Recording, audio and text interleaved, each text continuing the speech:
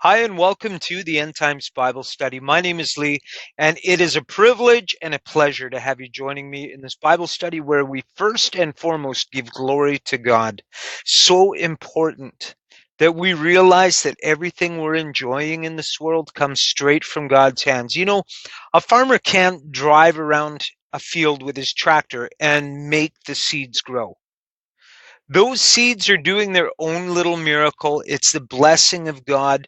Yes, the farmer has to work, and the production people have to work, and the truck drivers have to work, and the store clerks have to work for the end product we consume.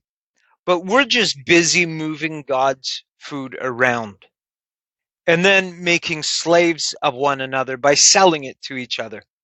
It's all given freely by God. God gives us the water we need, the breath in our bodies that we need, beautiful weather like I've enjoyed today. All these things are gifts from God. And it's so important that daily we just keep remembering to be thankful to God for all the things He's done for us. And you know, something amazing happens. The more thankful you are to God, the more you realize you have to thank God for. It is very important in the Christian life to remember to be in an attitude of gratitude.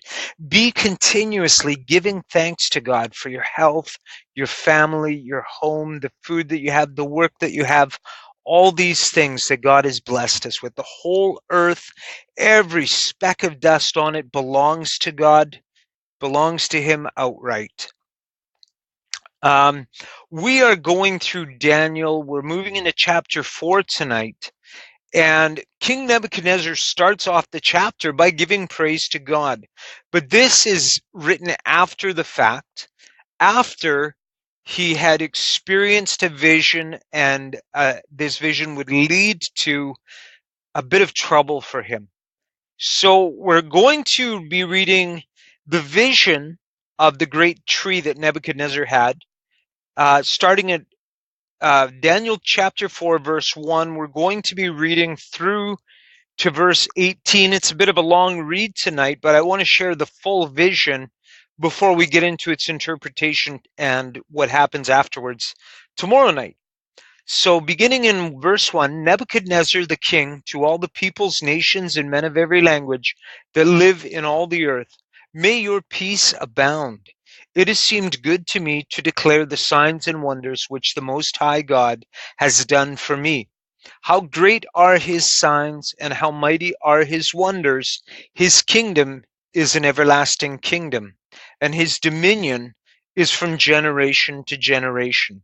So these words in verses 1 to 3 are very high praise from Nebuchadnezzar, directed completely at the Most High God. That's the title we see God referred to often in the Old Testament, the Most High God. And this is the title Nebuchadnezzar is applying to him at this point.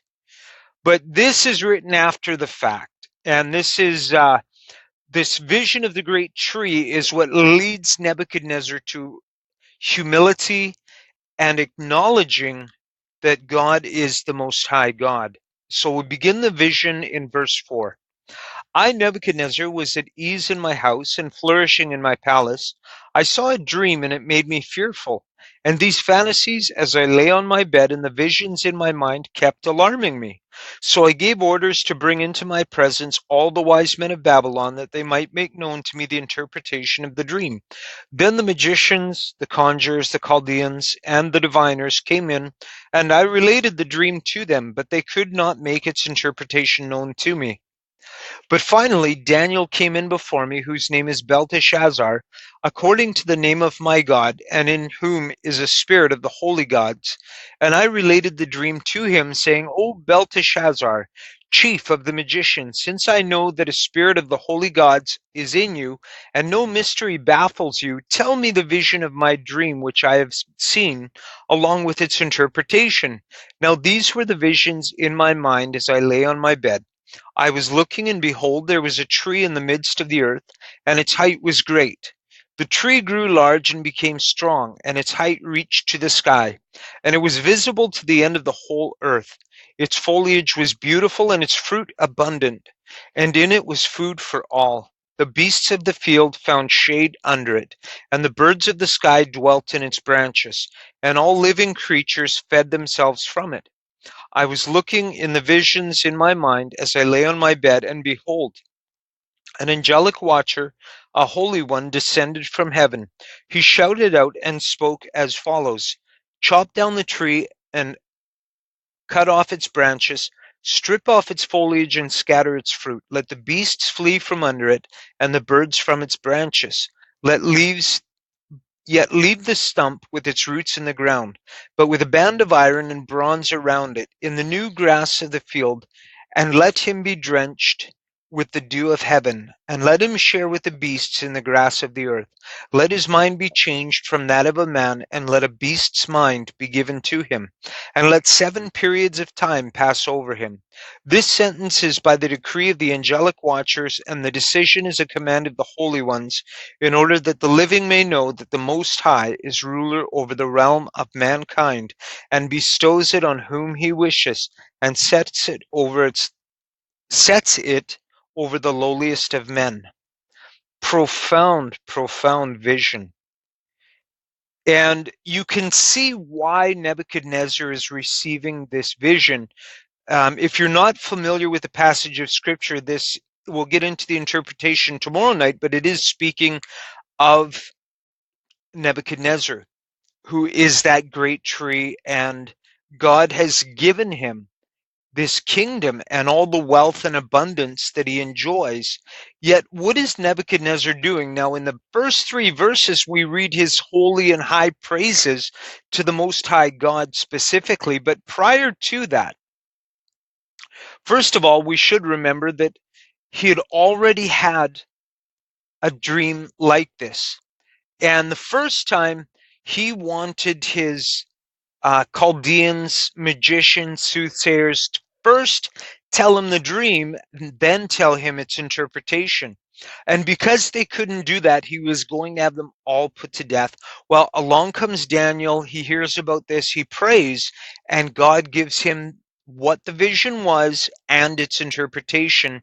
And at the end of that, Nebuchadnezzar declares that truly Daniel's God is the God of heaven. He acknowledges God, but then it seems like in his dealings with the golden image that he has Shadrach, Meshach, and Abednego bow down to, but they refuse, it seems like he has forgotten about this Most High God. And we can clearly see that he's completely turned away and forgotten about the Most High God. It's like that whole thing never happened. Listen to his words to Daniel. But Daniel came in before me, whose name is Belteshazzar, according to the name of my God, small g. So he's got a false god he's worshiping, and in whom is a spirit of the holy gods. What is that? Polytheism, the worship of many gods. And no mystery baffles you. Tell me the visions of my dream, which I have seen. So he is utterly forsaken the first vision and its interpretation, which Daniel made very, very clear, came from God and none other. None of his Chaldeans or soothsayers were able to interpret the dream nor tell him what the dream was. Only Daniel, who made it so abundantly clear that God was the one who had given the interpretation. Nevertheless, Nebuchadnezzar has completely forgotten that. He's moved on. He's back to his polytheism, his pagan worship, and all the rest of it. And now, the very same Daniel, who is second in the land of Babylon, he's telling him this nonsense. And maybe you've had people where you felt like in sharing your faith, you were having a breakthrough. They were beginning to really spiritually grow and have discernment, and then you meet them maybe a month later and they're back to being very twisted in their understanding. It's a very frustrating and heartbreaking thing, and I'm sure that's exactly what Daniel is feeling as he's listening to Nebuchadnezzar. We're going to get into the interpretation of it, but I want to reread the end of verse 17. What the watchers, which is what the angels were called in the book of Enoch. They were called watchers. And the end of verse 17, it says, "And the decision is a command of the holy ones in order that the living may know that the Most High is ruler over the realm of mankind and bestows it on whom he wishes and sets it over the lowliest of men." This is God reminding us of his place and our place. The whole earth belongs to him. Ultimately, God rules over every single part of this earth. It's his to do with whatever he pleases. I forget who said it. There's not a rogue molecule in the universe. I think it was Kent Hovind. Not a rogue molecule in the whole universe. It all submits to God. The mountains bow down.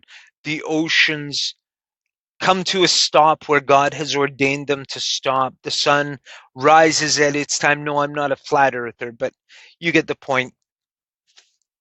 God is in command of all these things. God raises up leaders. Now, I think some people live under the understanding that Satan rules the world. Well, he doesn't. He is the prince of the powers of the air, meaning, yeah, he's got his kingdom and his minions that work with him, and he's ruler over them. But he is certainly not ruler of the earth.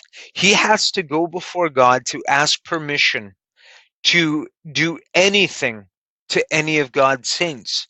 And God permits it for his own purposes. And usually those purposes are in refining and purifying and perfecting us. They're for our good. As Jesus said to Peter, Satan has asked to sift you like wheat.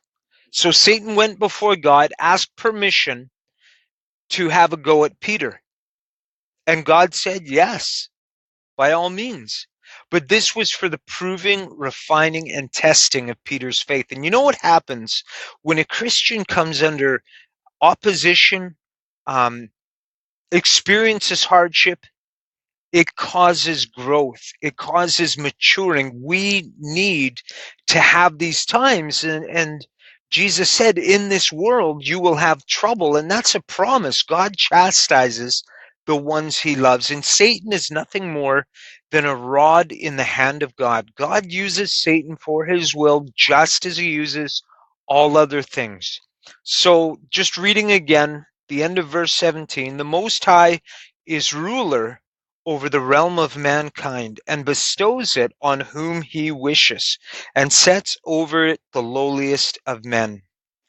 And we see that in King David, a shepherd boy, a 13-year-old skinny little shepherd boy, and God takes the throne away from Saul. King Saul stood head and shoulders over everyone. If anyone looked like a king, it certainly was Saul.